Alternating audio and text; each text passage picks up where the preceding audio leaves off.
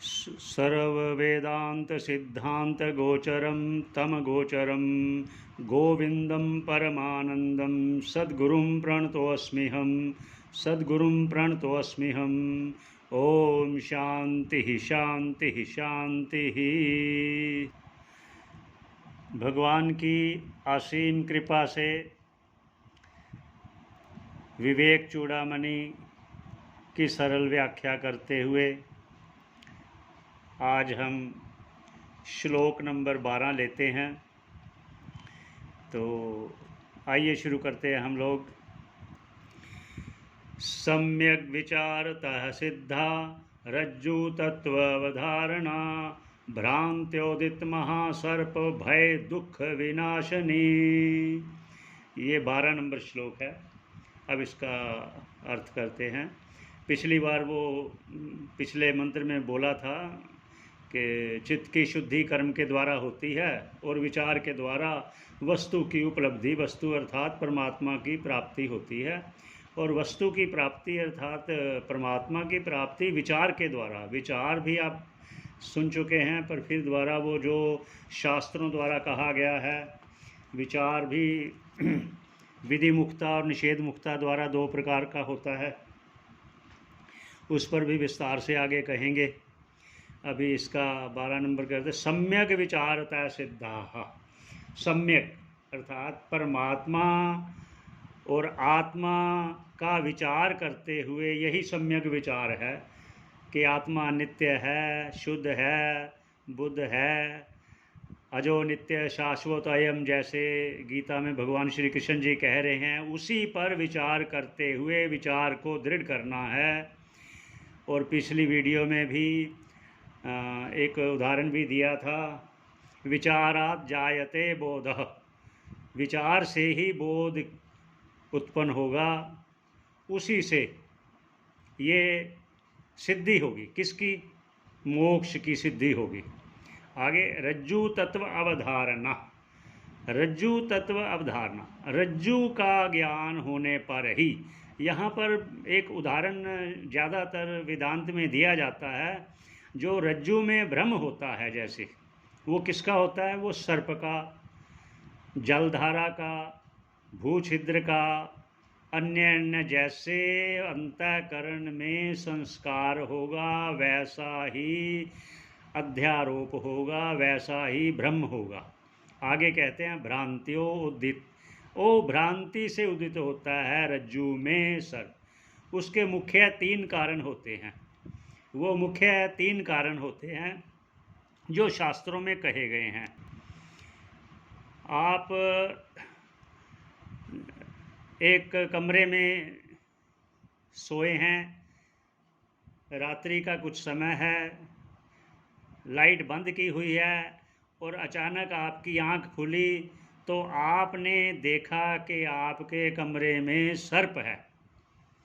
तो आपको उससे भय भी होगा, डर भी लगे, डर होगा कि भाई कहीं काट ना ले, कहीं आ ना जाए मेरी तरफ। ऐसा अपने को बचाने के लिए आप लाइट जगाएंगे, उठेंगे तो आप देखेंगे ये तो रज्जु है, ये तो रस्सी है, इसमें मुझे भ्रम हो रहा था। तो इसमें 3 कारण थे। क्या था? एक अंधकार कारण था, थोड़ा अंधकार था। दूसरा कारण था कि आपकी दृष्टि में दोष था कि आप पूरी तरह देख नहीं पा रहे थे। ये 2 दोष। तीसरा ये है कि आपने पहले सत्य का सर्प भी तो देखा है ना, उसका संस्कार आपके अंतःकरण में पड़ा है, तभी तो आपको सर्प का भान हुआ।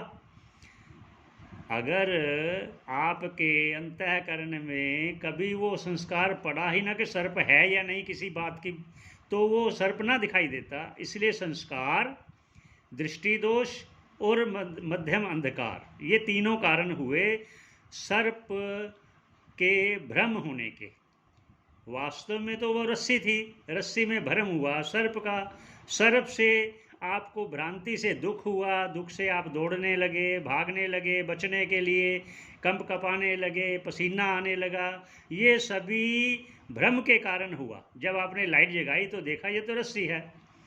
उसी को भ्रांति उदित, भ्रांति से जो उदित हुआ रज्जु में, रस्सी में जो भ्रांति से वो अंधकार की दृष्टि दोष और पूर्व संस्कार के कारण उदित हुआ महासर्प। महासर्प कह दिया क्योंकि वो सर्प है ही नहीं, फिर भी आप डरे, आपको डर लगा, आप पसीने पसीने हुए, आप कुछ बचने के उपाय करने लगे, तो यही भय है, उसी को कहा उस दुख विनाशनी। ऐसे भय के दुख का निवारण विचार द्वारा हुआ।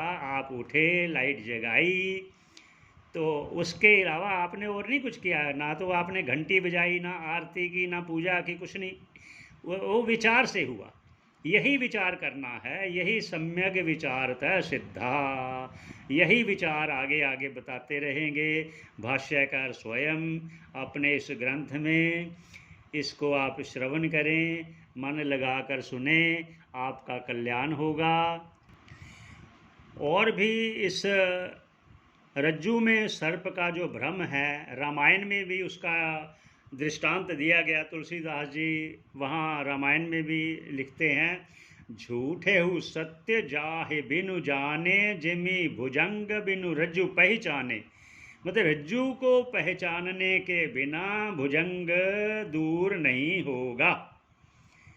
ये है रामायण की चौपाई। ये थोड़ा सा दृष्टांत देने का अर्थ है कि आपको ये मन में बैठ जाए कि ब्रह्म का कारण क्या है, ब्रह्म है क्या, ब्रह्म किसे कहते हैं, आपकी बुद्धि में दृढ़ हो जाए, तभी वो विचार भी दृढ़ होगा जिस विचार के लिए ये इतना प्रसंग शुरू हुआ है।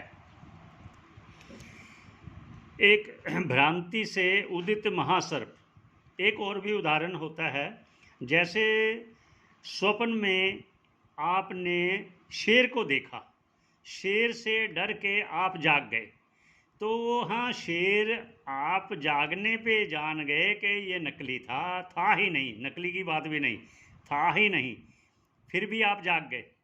वो भ्रम आपको डर के कारण जगा देता है। उसी प्रकार रज्जु में देखा हुआ भ्रम से सर्प वो दुख का कारण होता है। इसलिए ये संसार भी भ्रम से है। इससे हमें डर सभी को है कि हम ये देह को मान रहे हैं, जगत भी सत्य मान रहे हैं, देह को भी सत्य मान रहे हैं, जो कि ये सत्य नहीं है। वो सभी के विचार में भी आता है। जब कोई सो जाता है तो ये जगत और ये देह उसको भान ही नहीं होता, वो दूसरा जगत दूसरी देह सत्य मानने लग जाता है। और वो भी जगत स्वप्न का और स्वप्न की देह का भी भान सुषुप्ति में नहीं होता, वो भी नहीं है। इसलिए ये भ्रम से हमें भान हो रहा है, बस इसी को विचार के द्वारा मिथ्या सिद्ध करना है। आगे का श्लोक लेते हैं। आगे श्लोक नंबर 13 लेते हैं। अर्थस्य निश्चयो दृष्टो विचारेण हितोक्तितः, ना स्नानेन ना दानेन प्राणायाम शतेन वा। ये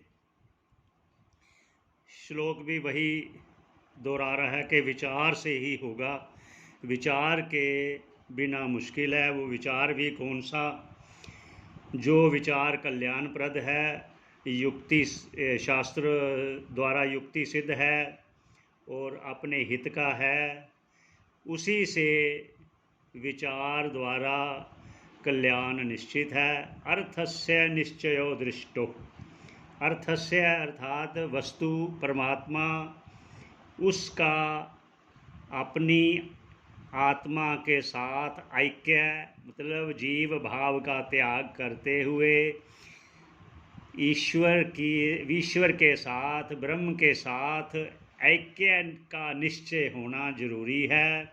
उसी से देखा गया है कि ये विचार से होता है।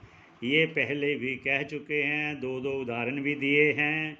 हितोक्तितः और भी साथ में कहते ना स्नानेन ना दानेन प्राणायाम शतेन वा। मतलब ना स्नान से होता है विचार और ईश्वर की प्राप्ति, ना दान से, ना प्राणायाम। पर ये भी जरूरी हैं। वो क्या जरूरी हैं? देखिए, शुद्ध स्नान का अर्थ है कि शुद्धता जरूरी है, ये ना समझो सिर्फ स्नान कर लिया। शुद्धता के साथ विचार, ना दानेन, वैसे ही दान भी जहाँ जैसे कहा है, पात्रे च देशे च काले च, सबको देखकर वो दान देना भी अच्छा है, उससे भी पापों का नाश होता है।